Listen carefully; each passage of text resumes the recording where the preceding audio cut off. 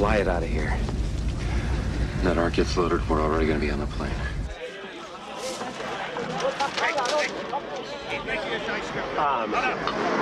Let us toast our success in the desert. To the Ark. When we are very far from here. Nothing new. Das Flugzeug ist bereit, Herr Major. Es kann beladen werden.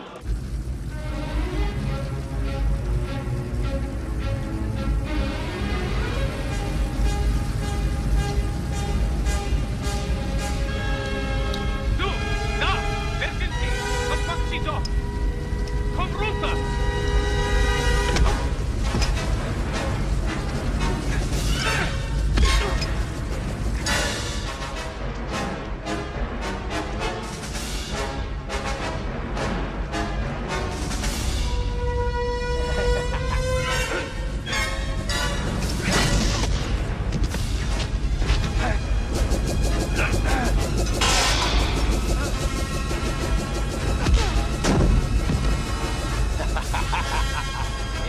Jonah! Komm her! Komm her! Komm, kämpf! Junge! Komm runter da! Runter jetzt!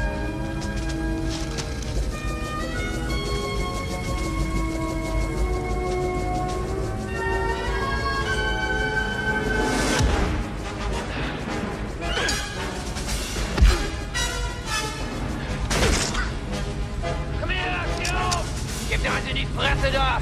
Sag ich dir!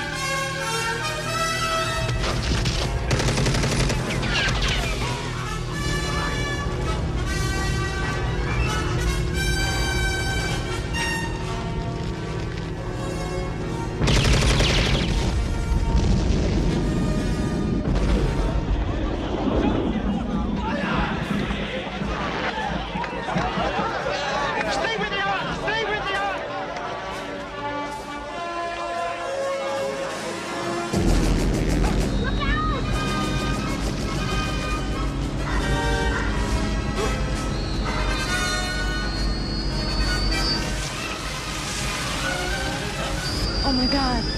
Marion.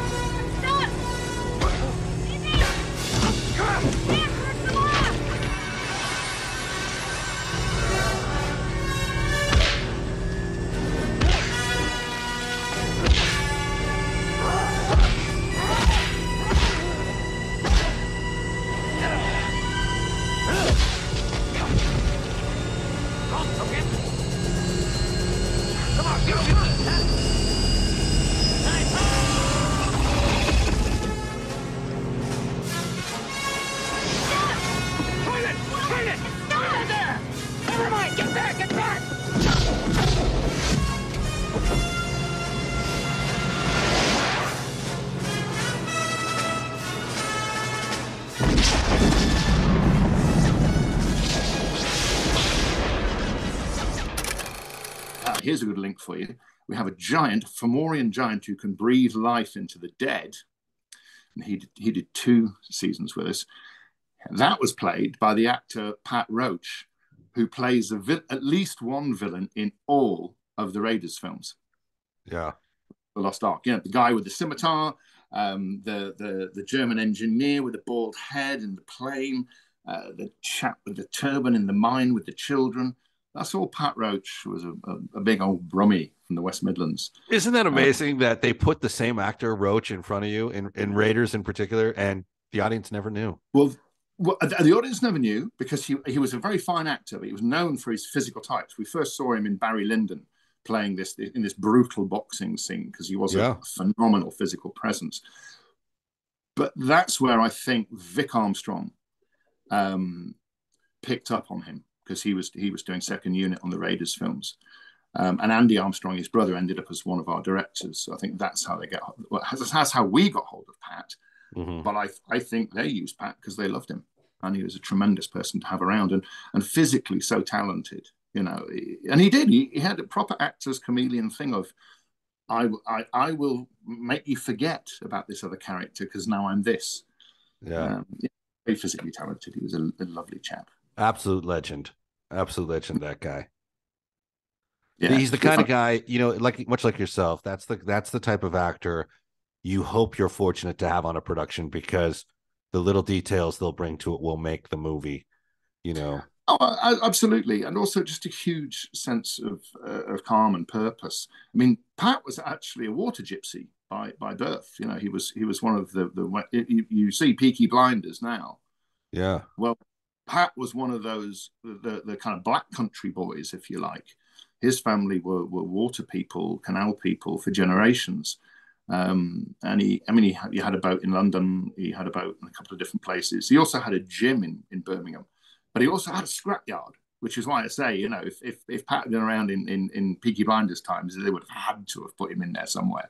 Yeah. Because he had a proper scrapyard in Birmingham right by the police station, which is also quite amusing. He sold me a van once, which turned out only to have half an engine, which I discovered as I was going down the motorway. But you know what?